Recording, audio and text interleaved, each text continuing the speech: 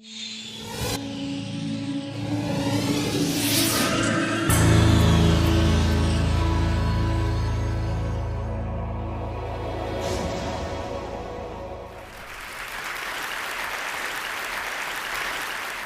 I want to start by offering you a free, no-tech life hack.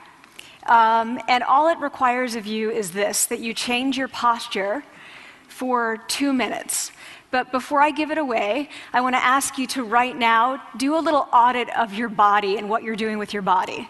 So how many of you are sort of making yourselves smaller? Maybe you're hunching, crossing your legs, maybe wrapping your ankles. Sometimes we hold on to our arms like this. Sometimes we spread out. I see you. So I want you to pay attention to what you're doing right now. We're going to come back to that in a few minutes, and I'm hoping that if you sort of learn to tweak this a little bit, it could significantly change the way your life unfolds. So we're really fascinated with body language, and we're particularly interested in other people's body language. You know, we're interested in, like, you know, an awkward interaction, or a smile, or a contemptuous glance, or maybe a very awkward wink, or maybe even something like a handshake. Here they are arriving at number 10, and look at this lucky policeman gets to shake hands with the President of the United States. Oh, and here comes the Prime Minister of it. No.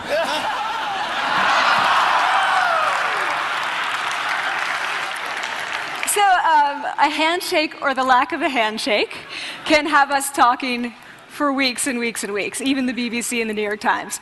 So obviously, when we think about nonverbal behavior or body language, but we call it nonverbals as social scientists, it's language. So we think about communication. When we think about communication, we think about interactions. So what is your body language communicating to me? What's mine communicating to you?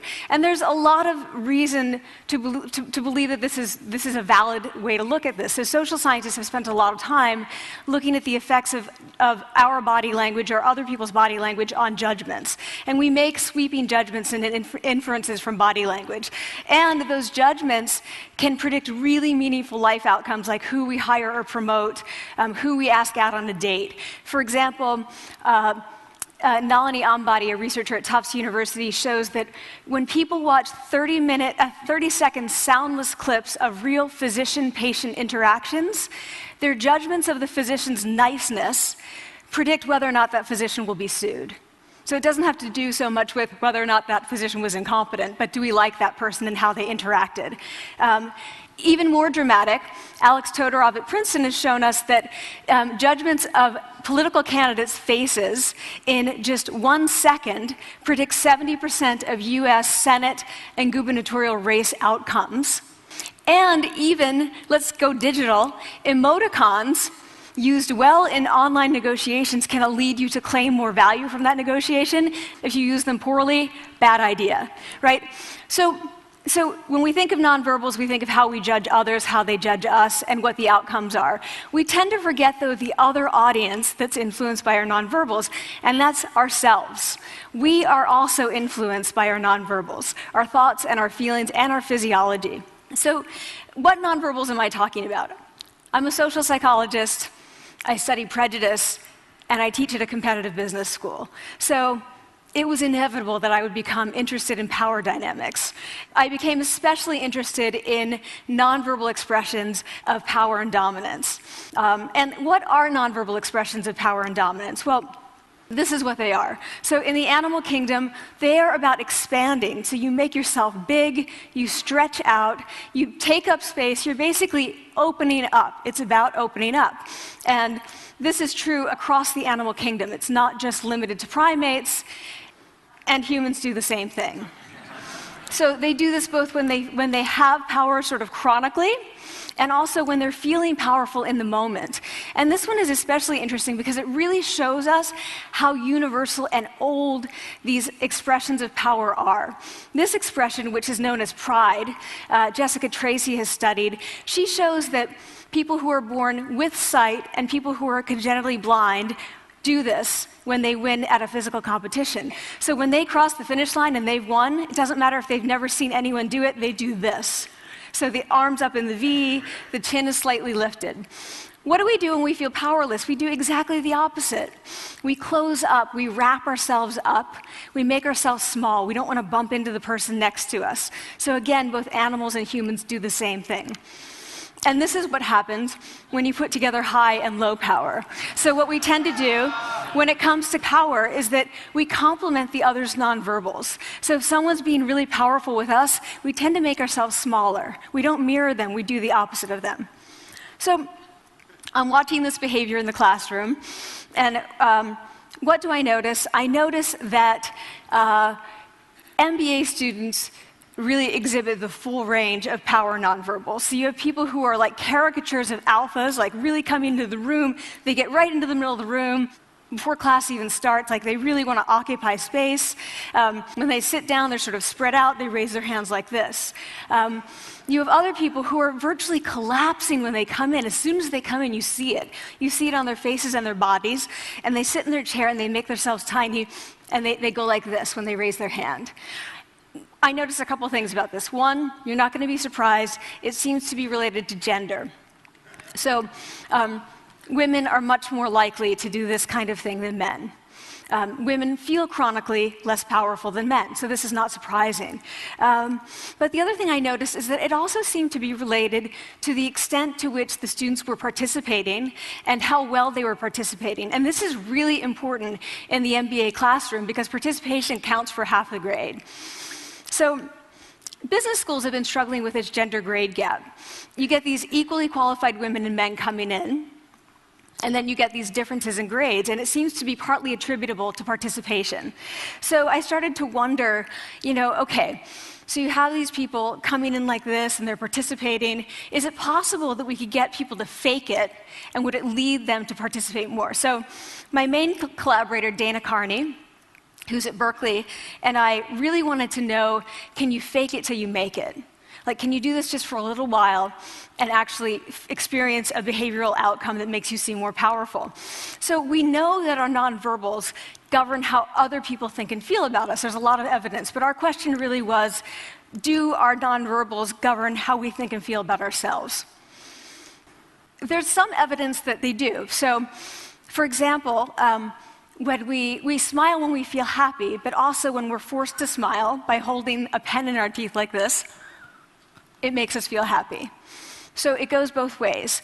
When it comes to power, it also goes both ways. So when you feel powerful, you're more likely to do this, but it's also possible that when you pretend to be powerful, you are more likely to actually feel powerful.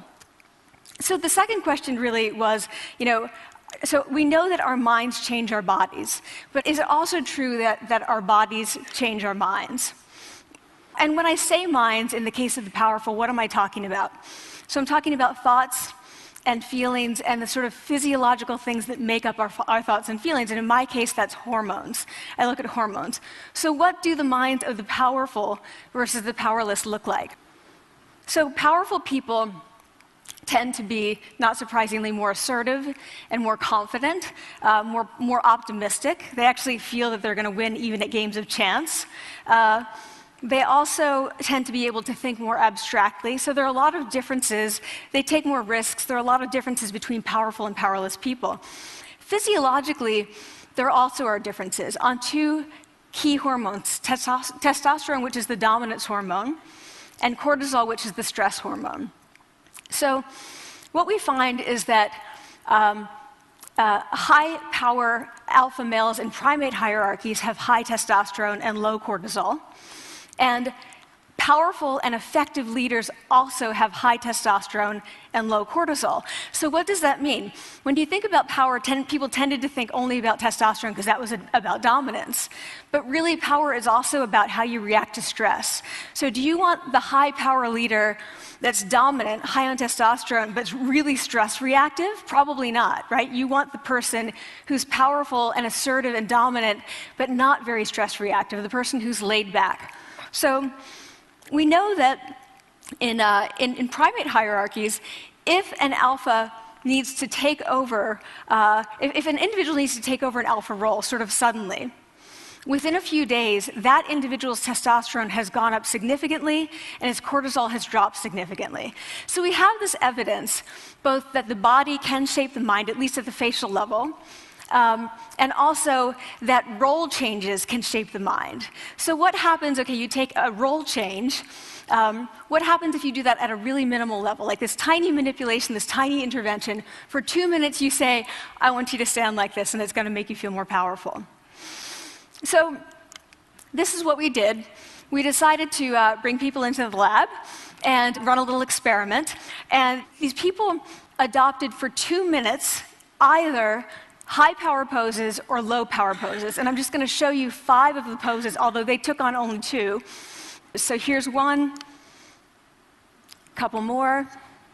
This one has been dubbed the Wonder Woman by the media. Here are a couple more. So you can be standing or you can be sitting. And here are the low power poses. So you're folding up, you're making yourself small.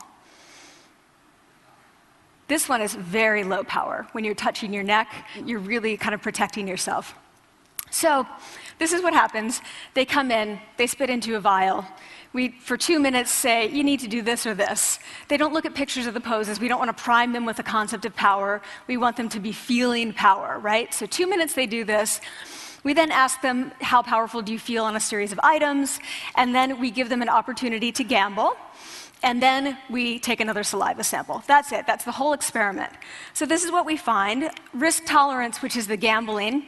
What we find is that when you're in the high power pose condition, 86% of you will gamble. When you're in the low power pose condition, only 60%. And that's a pretty whopping significant difference. Here's what we find on testosterone. From their baseline when they come in, high power people experience about a 20% increase, and low power people experience about a 10% decrease. So again, 2 minutes and you get these changes. Here's what you get on cortisol. High power people experience about a 25% decrease, and the low power people experience about a 15% increase. So 2 minutes lead to these hormonal changes that configure your brain to basically be either assertive, confident, and comfortable, or really stress reactive, and feeling sort of shut down. And we've all had that feeling, right? So it seems that our nonverbals do govern how we think and feel about ourselves. So it's not just others, but it's also ourselves. Also, our bodies change our minds. But the next question, of course, is, can power posing for a few minutes really change your life in meaningful ways? So this is in the lab, it's this little task, it's just a couple of minutes. Where can you actually apply this, which we cared about, of course. And so we think it's really what matters, where you want to use this is evaluative situations, like social threat situations. Where are you being evaluated? Either by your friends, like for teenagers, it's at the lunchroom table. It could be, for some people, it's speaking at a school board meeting. It might be giving a pitch, or giving a talk like this, or doing a job interview. We decided that the one that most people could relate to, because most people had been through, was the job interview. So we published these findings, and the media are all over it, and they say, okay, so this is what you do when you go in for the job interview, right? So we were, of course, horrified and said, oh my God, no, that's not what we meant at all, for numerous reasons. No, don't do that. Again, this is not about you talking to other people, it's you talking to yourself. What do you do before you go into a job interview? You do this. Right? You're sitting down, you're looking at your iPhone or your Android, not trying to leave anyone out. You're looking at your notes, you're hunching up, making yourself small, when really what you should be doing maybe is this, like in the bathroom, right? Do that, find 2 minutes. So that's what we want to test, okay? So we bring people into a lab, and they do either high or low power poses again. They go through a very stressful job interview. It's 5 minutes long. They are being recorded, they're being judged also, and the judges are trained to give no nonverbal feedback. So they look like this. Like, imagine this is the person interviewing you. So for 5 minutes, nothing. And this is worse than being heckled. People hate this. It's what Marianne LaFrance calls standing in social quicksand. So this really spikes your cortisol. So this is the job interview we put them through, because we really wanted to see what happened.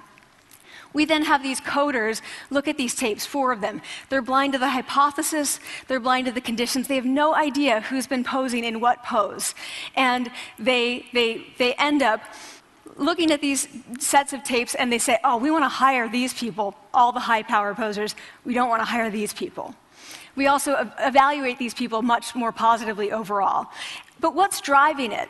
It's not about the content of the speech. It's about the presence that they're bringing to the speech. We also, because we rate them on all these variables related to sort of competence, like how well structured is the speech? How good is it? What are their qualifications? No effect on those things. This is what's affected, these kinds of things.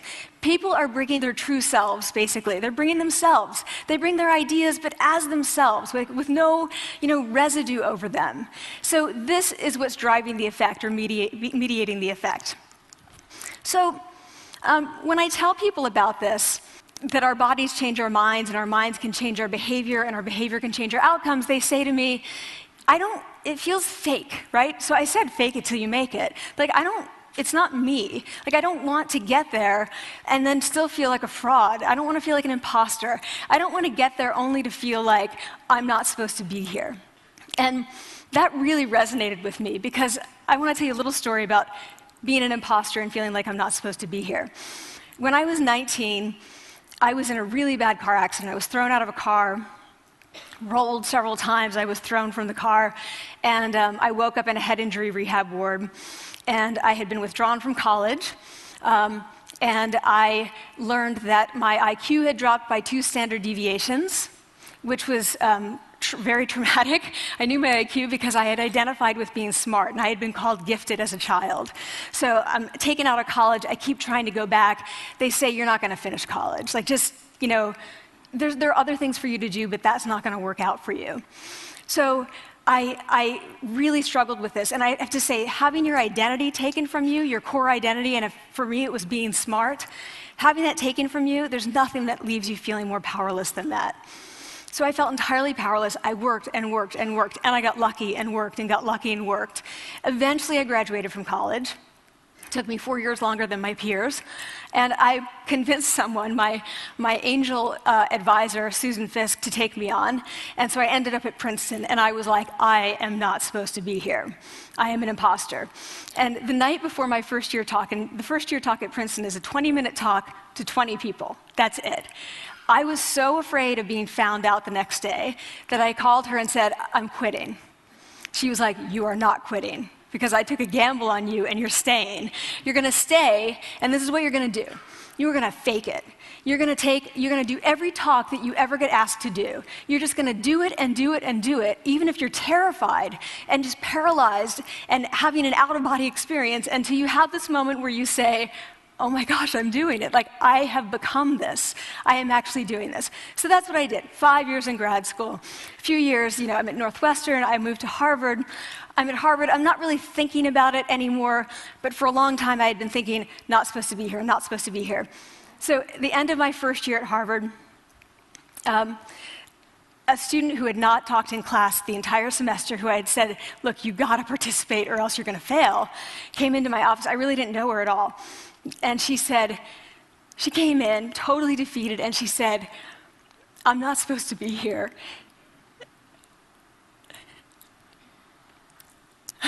And that was the moment for me, because 2 things happened. One was that I realized, oh my gosh, I don't feel like that anymore. I don't feel that anymore, but she does, and I get that feeling. And the second was, she is supposed to be here. Like, she can fake it, she can become it. So I was like, yes, you are. You are supposed to be here, and tomorrow you're going to fake it, you're going to make yourself powerful, and, you're going to...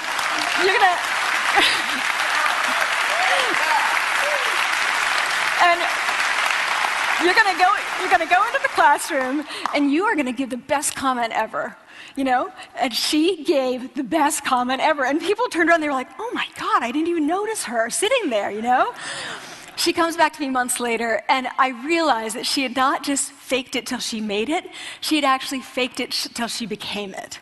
So she had changed. And so I want to say to you, don't fake it till you make it. Fake it till you become it. It's not do it enough until you actually become it and internalize. The last thing I want to leave you with is this. Tiny tweaks can lead to big changes. So this is 2 minutes. 2 minutes, 2 minutes, 2 minutes. Before you go into the next stressful evaluative situation, for 2 minutes, try doing this in the elevator, in a bathroom stall, at your desk behind closed doors. That's what you want to do. Configure your brain to cope the best in that situation. Get your testosterone up, get your cortisol down. Don't leave that situation feeling like, oh, I didn't show them who I am. Leave that situation feeling like, oh, I really feel like I got to say who I am and show who I am. So I want to ask you first, both to try power posing, and also I want to ask you to share this science, because this is simple. I don't have ego involved in this. Give it away. Share it with people, because the people who can use it the most are the ones with no resources and no technology and no status and no power. Give it to them, because they can do it in private. They need their bodies, privacy, and 2 minutes, and it can significantly change the outcomes of their life. Thank you.